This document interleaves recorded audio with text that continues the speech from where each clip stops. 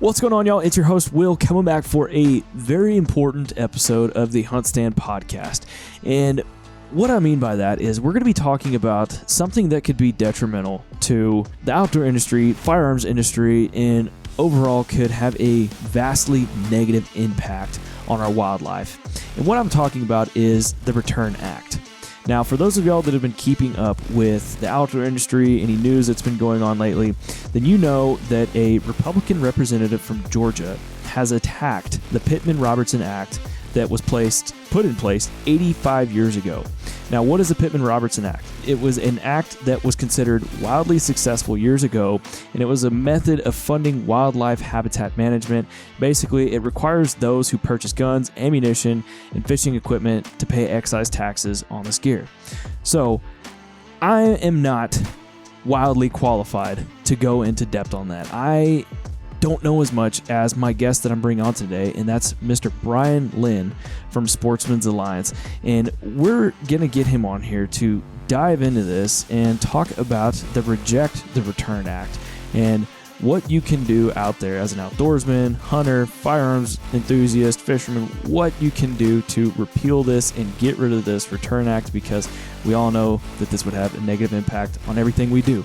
So, I'm going to quit rambling, and I'm going to get Mr. Brian Lynn on here to talk about this, and I hope that y'all are able to take something from this so that we could get rid of it and not let it happen. So here's Brian Lynn, y'all, and we hope you enjoy. Well, Brian, man, first and foremost, welcome to the HuntStand podcast and taking the time to talk with me today.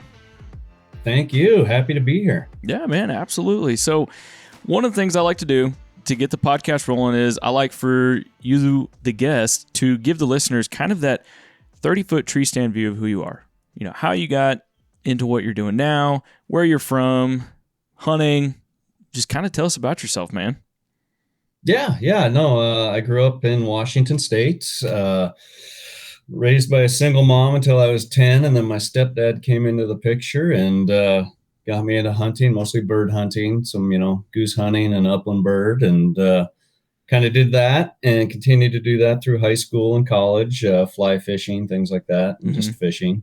Got into college and buddies took me out deer hunting, so did some more of that, and did a little in high school, but mostly more in college. And I was actually planning to be a cop and went to school for that. And while I was doing my background checks and everything, it's a long process, I was tending bar and then started working for working over in Seattle. Yeah. And there was an ad in the paper that said, "Do you like to hunt and fish? Can you write well? We're looking for editors." I was like, dude, I was an English major on top of my law enforcement degree. And at the time I was doing a lot of duck hunting. And I was like, yeah, that sounds cool. Yep. So I did it. And it's like, well, I'll still be a cop. I'll just do this for a year or so. And then it was Texas Fishing and Hunting News. So I was running the state of Texas for Fishing and Hunting News, which was a whole bunch of state-based magazines. Yep. And got all these guys asking, if I wanted to come out fishing and hunting. I was like, this is awesome. And so moved to Texas and did that. And about a year later, I jumped to ESPNOutdoors.com and helped launch ESPN Outdoors website back in 2001. And also Bassmaster.com.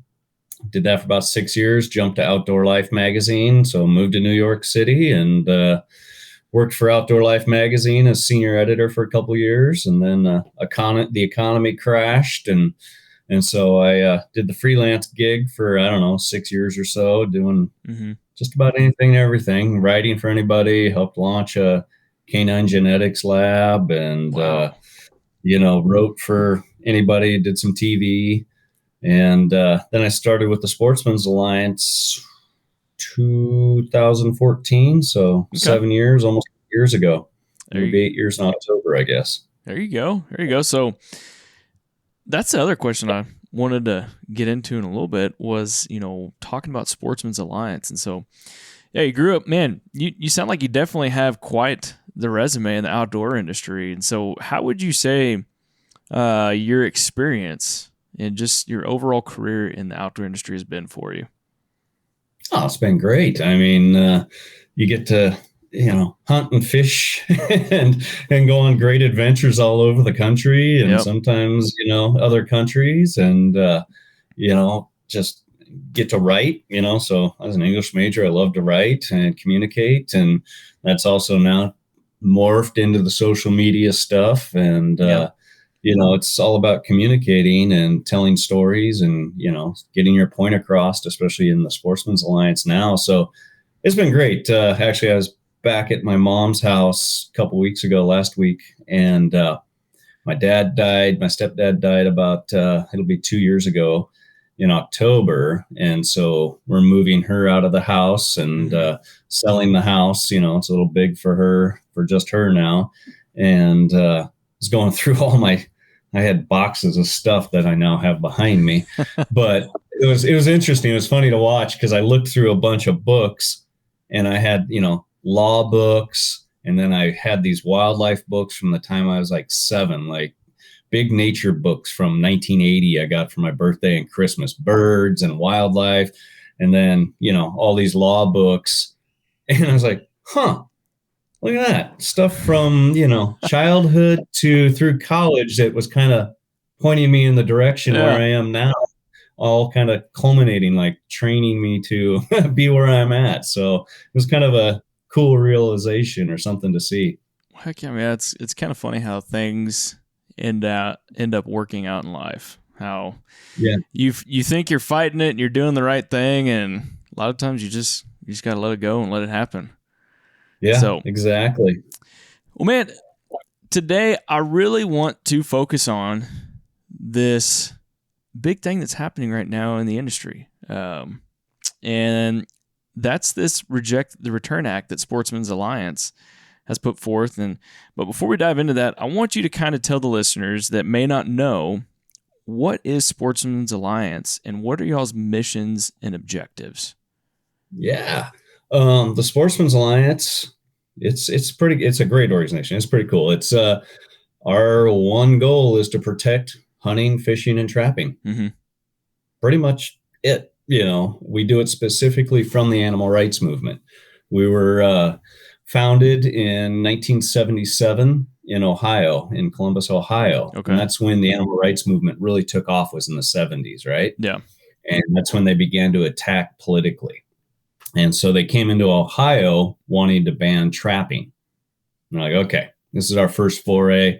They, ran a ballot initiative, which, as we've seen, the ballot initiatives are dangerous when it comes to wildlife. Like, I believe everybody should have a vote and should be able to do this, because sometimes the legislatures get clogged. And so ballot initiatives are one way to get around that. But when it comes to wildlife management, there needs to be a higher threshold. I mean, it comes down to 1 or 2 urban spots in a state. And urban people typically don't understand trapping or wildlife management. All they see are Disney characters. Yeah. And they see pain and suffering, even though they're eating meat and wearing leather and whatever else, they don't get it. But a simple vote can take it away. And so that's what they were trying to do, run this ballot initiative. Well, the guys who started Sportsmen's Alliance got together, and it was, business owners, wildlife managers, biologists, the state guys, and they put together a campaign to reject this and fight back against it. And they won, and so they're like, great. Then they all went back to their jobs, and then the animal rights movement started attacking neighboring states, trying to do the same thing. So people were calling like, hey, how did you guys handle this? They saw a need, so they created the organization. And we've pretty much been doing the same thing ever since. We work in all the legal realms. So we work, all 50 state legislatures at the ballot box, of course, and then in state and federal court. And in the beginning, we've never been set up to be a huge organization with chapters, like your Turkey Federation or Elk Federation, we were kind of the PR legal team that came in and said, okay, here's how you defend this, or here's how you attack this. Here's our legal standing. Here's, how we go after this. and we'd go in, fight the battles, and then go home, just like our guys did in the beginning. Which is great and works. But today we're trying to make a little more impact, get more members, because that allows us to do more. Yeah, it takes absolutely. money to pay lawyers and lobbyists and staff to make phone calls and stuff. So it's we've been in a growth mode for a while now, and making a little more noise.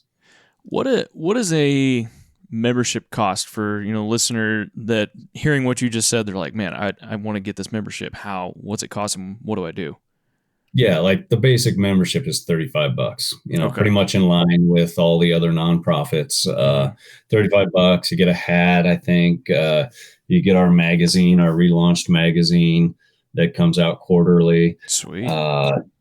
There's different levels, but that's the base level is 35, and it goes up from there. There's also, business partnerships. So, I mean, Browning, Leupold, Cabela's, Shields, we have a whole bunch of folks that support us within the industry because they know if we lose, they lose. If the season gets taken away, they're losing a customer, but even mom and pop shops can join as a business partner, and it's a write-off, right? Yeah. And so there's those, your rod and gun clubs. You got a bunch of people, you can pool that money and you can, help protect it, and you get little benefits there. So yeah, it's just about any way you want to donate, you can. If you want to specifically donate for the legal defense, there's a fund that you can have it earmarked. Like, nope, I just want to fight on the legal side. You can do that. There's just about any way you want to give. We'll take it. Yeah, absolutely. I mean, the crazy thing is that I think a lot of young hunters don't quite understand the conservation that's done behind the scenes to protect the rights that they enjoy. And I say that, from my own experience, growing up, you never think about that somebody's trying to come after this thing that you're enjoying, that you love getting to do, you're providing for your family and friends, and you're enjoying the outdoors.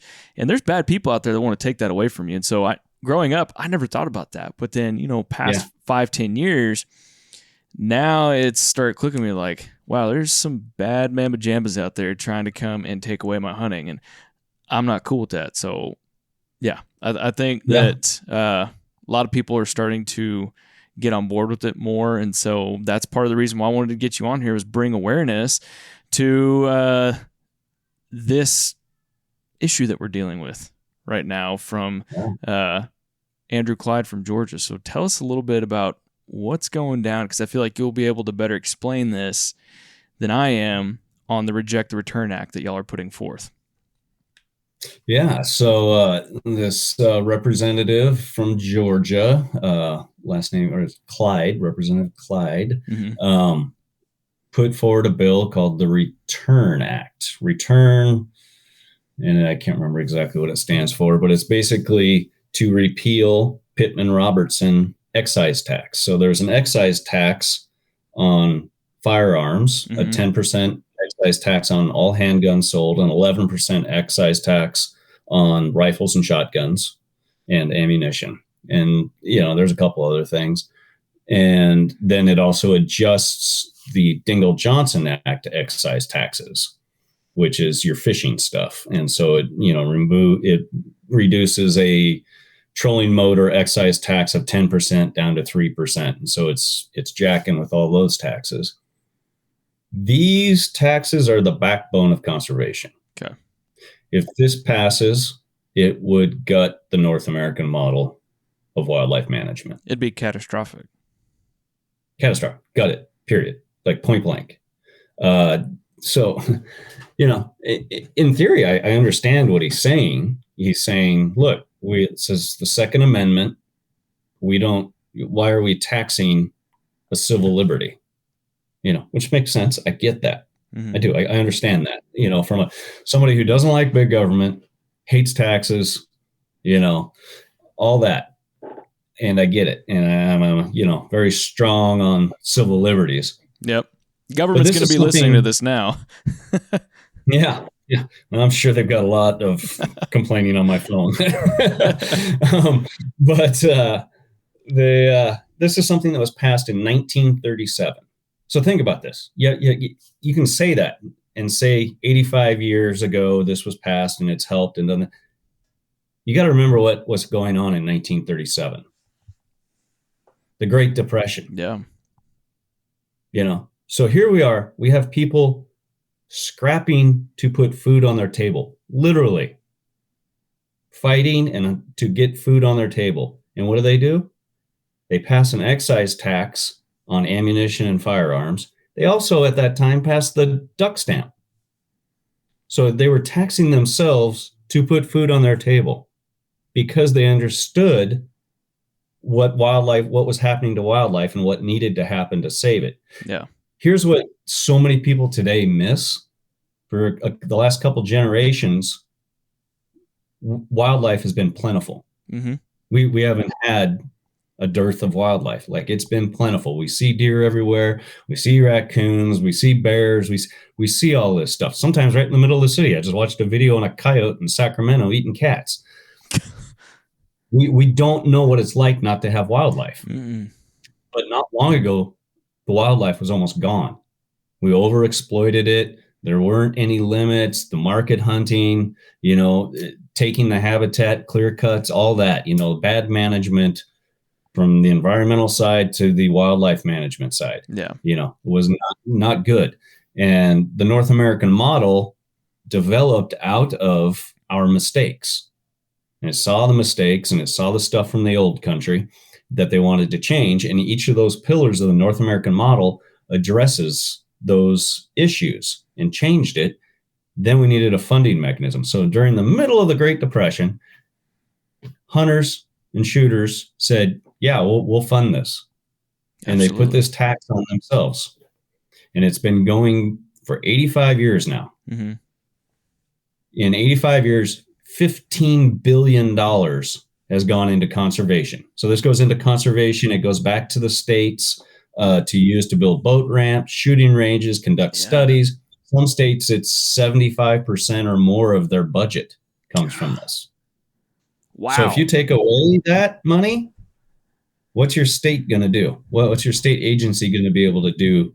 Wildlife is going to suffer. There's not going to be studies. There's not going to be biologists, game wardens, and it's going to fall apart. Last year alone, the Wildlife Restoration Act, which is the combination of Dingell Johnson and Pittman Robertson, gave $1.5 billion with a B, $billion back to the states, just from these excise taxes. And that does a lot. Yeah. So if you remove that, it guts the entire model. We're screwed. Yeah. And now he's putting forward, Clyde does put forward an alternative. And he says it needs to come from like the Mineral Act and the Land Whatever Act that, offshore drilling and drilling on federal lands, those funds. The problem is, there's two problems. He puts in there $800 million from the Treasury Department or the proceeds from these different Mineral Act and Land Acts drilling, whichever one is less. So at the best is going to be 800 million compared to 1.5 billion last year that this money put in there. So already we're losing half. That's at best. The other issue is that those acts are not earmarked and dedicated funding. So they go to several other programs. Okay. On top of that, they're highly dependent upon who's sitting in the White House. I was just about to mention that. Like, how does that persuade what happens with that? Yeah. So Biden just cut leases and permits for drilling. That's going to have an impact on revenue and how much is in there, and then how much gets divided among the rest of the programs. So while he puts forward an alternative funding mechanism, it's not a good one. And it's going to be at the very least, at the best, half. And subject to politics even more than we're already subject to politics. We're going to interrupt this podcast real quick, y'all, from a word from our sponsors. The HuntStand podcast is brought to you by Browning, makers of fine firearms, gear, and technical clothing. Up next, we got Federal Premium and their lineup of Terminal Ascent. Go beyond what you ever thought possible with Federal Premium Terminal Ascent. And finally, Work Sharp Tools. Sharpen every knife you own. All right, y'all, we're going to get back to this episode of the HuntStand podcast. Why, or I guess better yet, why do you think that, with Mr. Clyde being a conservative out of Georgia, why is he attacking this? Why is he choosing to go after these taxes? Well, there's probably a little bit of a self-serving interest for him as well as a political interest. I can't say for sure, but he is a gun shop owner.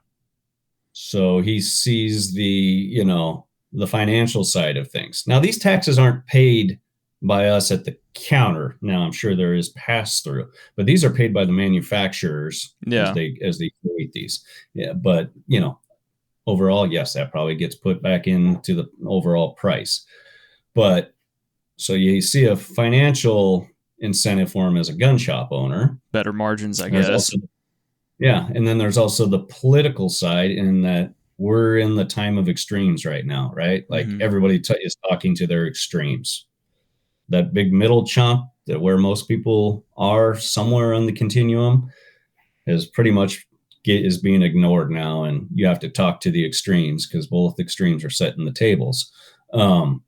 And so, this is an extreme issue that, hey, I'm a huge Second Amendment supporter. Oh, yeah. And it's a firebrand. It's a fire post for both sides to use. And that's kind of what he's doing. He's blaming the Democrats for this now when it's not a Democrat-Republic issue. This is something that's been around since 1937, has enjoyed bipartisan, participation and passage for decades now. It's not that issue, but there you are. So it makes a name for you, makes headlines. We're talking about it. Yep. Gets the name out there. So there's probably a couple different incentives. I can't say for sure what his reasoning is. As somebody who, again, enjoys the civil liberties, I get it in theory, and I don't disagree with him in theory. But it's going to gut wildlife management in this country. The ripple down effect being hunting and fishing then suffer. Yeah, the industry itself. The industry itself then suffers. So if you're hunting and your deer herds drop or your habitat gets whatever, if we aren't maintaining it, the herds suffer, the big game suffers, the small game suffers, people stop hunting, prices go. It's just a ripple effect. And then his gun store closes. Yeah. Because he can't sell guns because people aren't hunting because there's nothing to hunt. Yeah. So, but this also drives a bigger issue. So in the last, decade or so, there's been this rift created between, shooters and the tactical games people and hunters. I've noticed that. Yeah. And it's gotten contentious, and we can't afford to do that. We need to be on the same side. We have the same interests. We need to be on the same side, but you got the hunters calling the games and shooter people tactards, and you got the shooter people calling the hunters fuds. And this is just another wedge that's been driven between us. That is not good. It's not good for the industry. It's not good for hunting. It's not good for shooting. It's not good for our Second Amendment rights. We need to be unified on this, and the parts that we don't understand, we need to educate each other on. Why do you think that wedge has been placed? Do you think it's come from an opposing party, or do you think it's a self-inflicted wound? Both. If you look what's been going on with the gun rights versus gun control fight, if you look at, the mass shootings that make the headlines and other things, the other, the Democrats are going after gun control and wanting to make gun control more prominent, going after assault rifles, in quotes, AR-15s and, semi-automatic platforms. And then you got hunters that then say, well, I don't care. I hunt with a bolt action. We don't need those guns anyways. They say that. They say that. But look at what's happened with Ukraine and Russia. I mean, who's to say that all those weapons are taken from us. And the next thing you know, guess what? We got Russia knocking on our door, and government's passing out AR-15s and AKs to us, just like Ukraine did. Yeah, or not even a foreign government. True. True. But the bigger picture is that just because you don't think you hunt with it or don't use it for hunting doesn't mean that other people don't use it for hunting. Doesn't mean bigger picture that we shouldn't have the right to own them. Yeah.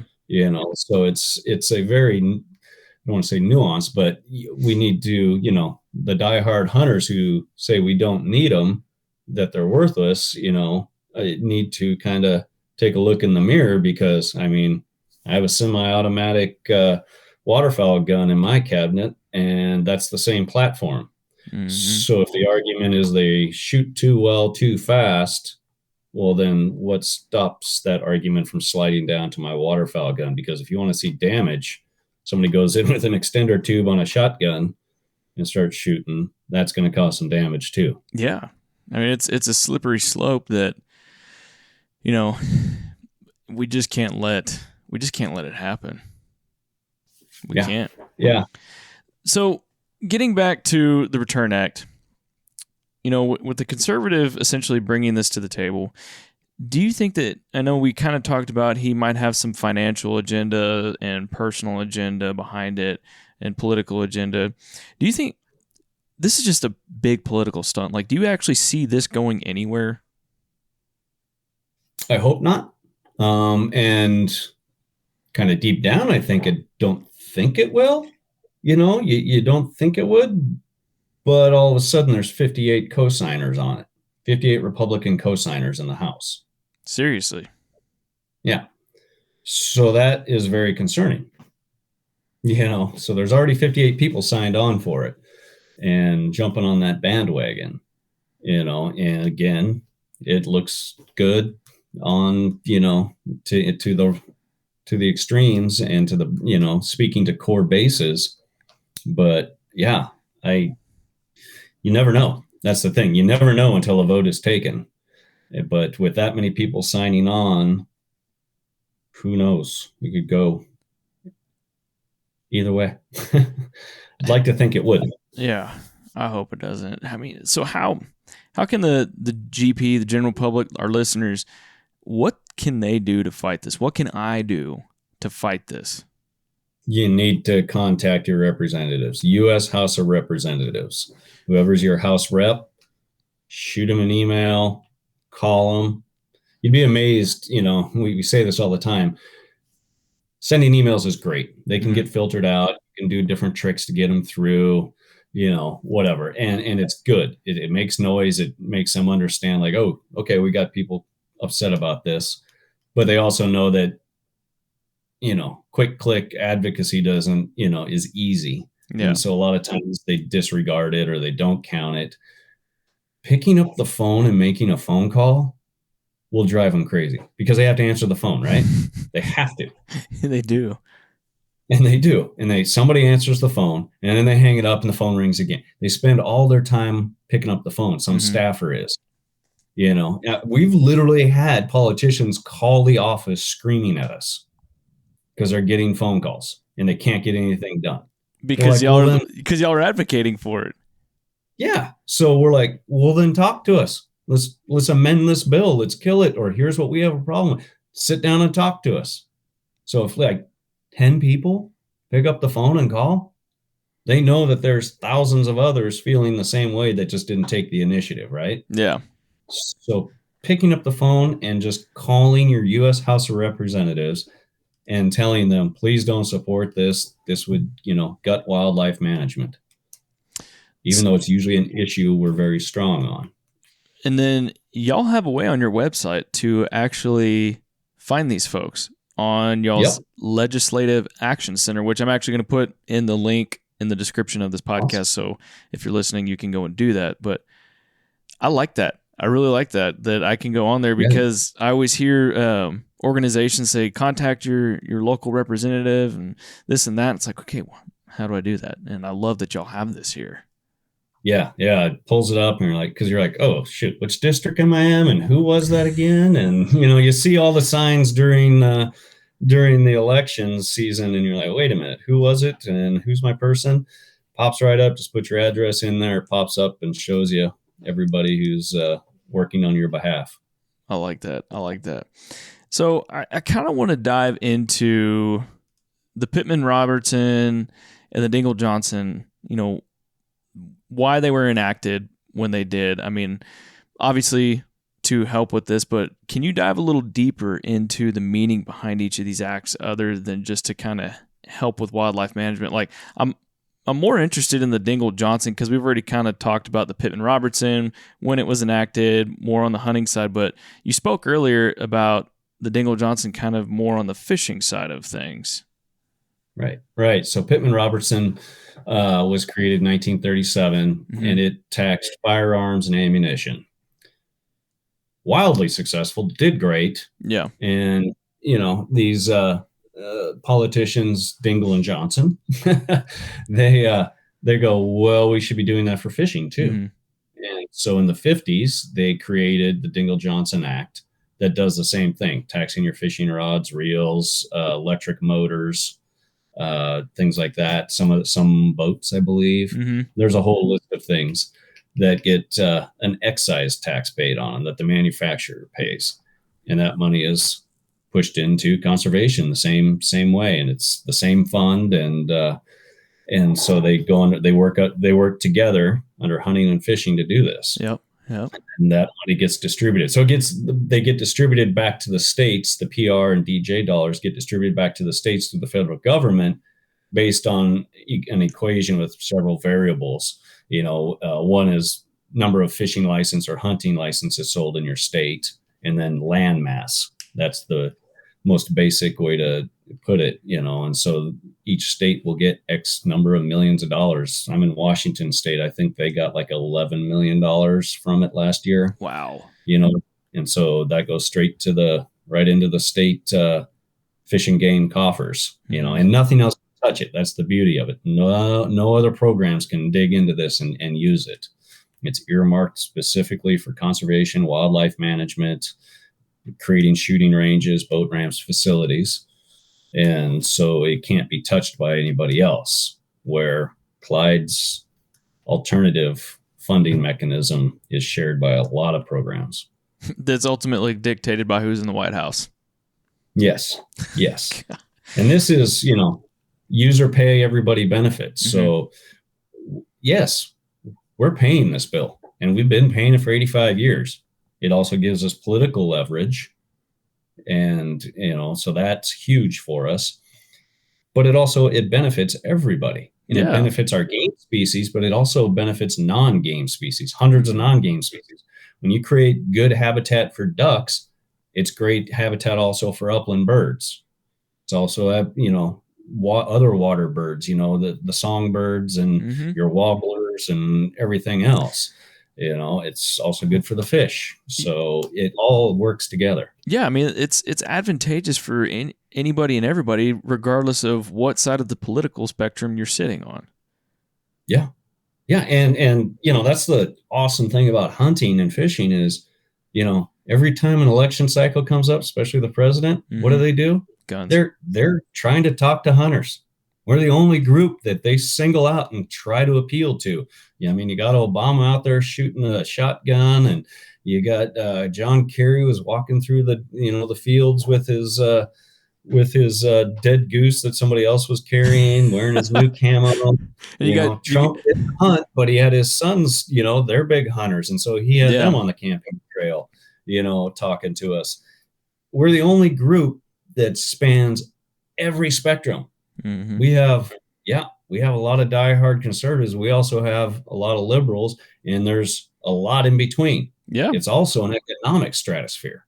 We have, dirt poor people who are hunting for food, and then we have the uber rich who fly around the world and, kill game all over the world. And again, a whole bunch of people in the middle. So we're far left, far right, everything in between. Upper income, lower income, and everything in between. Man, it's all just this coming about. I never actually realized myself, and I've looked this up, just how many different acts and bills have been in place since 1937, obviously, but then, there's the Dingell-Johnson Act, but then there's a Dingell-Hart bill, which puts a 10% excise tax on handguns available for wildlife restoration and hunter safety training, which apparently that generates about $40 million a year. And then there's, let's see here, there's the Dingell-Goodling bill, which that's an 11% excise tax on archery equipment, which apparently that generates $20 million a year. And then the Wallop-Brough bill, which was in 1984, increased the tax base for sport fish restoration. And that includes federal fuels tax, import duties on fishing tackle, and pleasure boats. Like, I never realized how many of these things that were in place to help be advantageous so I can still have the wildlife out there to chase until, keep passing that on to the next generation. Yeah. Yeah. And I mean, it's a wild success. Like I said, that, no there's pun a couple intended. generations here that don't. Yeah. Yeah. There's a couple generations here that have no idea that at, 100 years ago, 80 years ago, even less than that in some places, wildlife was hard to find. There weren't a lot of deer. Yeah. Turkeys were almost gone. Elk were almost wiped out, and so they don't understand this loss of wildlife, and they don't understand how we brought it back and how hunters did it. We just look like the bad guys killing the things, when actually we're the ones who brought it back and funded it and that's just our excise dollars, right? Yeah. And license dollars are the other side of that. So 1.5 billion last year was returned through Pittman-Robertson Dingell-Johnson acts. Mm-hmm. There was another $1 billion in there from state wildlife, from hunting and fishing licenses. So almost $3 billion a year, hunters and anglers put back into habitat and wildlife and conservation. Damn. That's not even considering all of our NGOs. Every critter has a group: Turkey Federation, Rocky Mountain Elk Foundation, Deer Management, Rough Grouse Society, Quail Forever, Pheasants Forever. Everybody has this. Yeah. They're doing millions of dollars worth of restoration and financial work, but also sweat equity of their members, going out and tearing out fencing, plantings, whatever. So yeah, we are literally the backbone and ribs of conservation in this country. I love it, man. It's talking about this gets me excited, makes me want to get out there and, fight crap like this that comes up. Makes me want to squash it, get rid of it, go away, don't come back kind of deal. Join on up, and we'll be doing that for you. I'm about to do that, man. I'm about to do that. So tell listeners real quick before we part ways, where they can find y'all and just where they can go to sign up, and if they're persuaded after this podcast to go and sign up and get a membership. Yeah, I mean, you can follow us on social media. Facebook and Instagram are really active. Twitter, so. I just don't get Twitter. But all of those you can find us on. And then our website, sportsmensalliance.org. That's MENS, sportsmensalliance.org. And yeah, just got the membership tab there. You can also look at go into the Legislative Action Center, look up your politicians. You can also click on the state map there and see what's been coming up in your state, see what the most recent stuff is. I mean, there's a big refuge case we're working on that has the potential to ban lead ammunition and fishing tackle, on federal lands, which then can cascade down to state lands. So that's a big case we're fighting. Yeah, there's a marketing bill out in California that is going to decimate youth hunting and youth education and youth camps. And that was signed into law last week. And so we're trying to figure out what to do there. There's a whole lot of issues going on at the state level. Most of our battles are at the state level, but right now there's several federal bills out there. The Return Act being one, a federal ban on coyote contests is another. Mm-hmm. There's a couple of different ones out there, so you can see it all on our website. Well, there you go, everybody. Reject the Return Act and make sure you call your state representative so you know you're heard and piss them off, right? There you go. Well, Brian, man, really appreciate you hopping on the podcast today, getting to talk about this, bring awareness about what's going on at the federal and state levels in some instances, but getting to talk about this and let people know to get the word out and call. You bet. Thank you very much. Anytime. All right, y'all, there you go. If you haven't yet already, head on over to Sportsmen's Alliance website, find out how you can become a member, find your state representative, and just like Brian said, call them so we make sure that this doesn't happen. We want to reject the Return Act. We do not want this to happen, and just, y'all, go get it done. Contact your state representative. Let's make sure this doesn't happen. But again, y'all, we just want to thank you for tuning into the HuntStand podcast. If you haven't yet, make sure you rate, review, follow us on social media. Head on over to our website, HuntStand.com. Check out our field notes section. And if you haven't yet, you want to see all the different articles and things that we have going on over there, videos, all the cool content we're going to be pushing out this fall.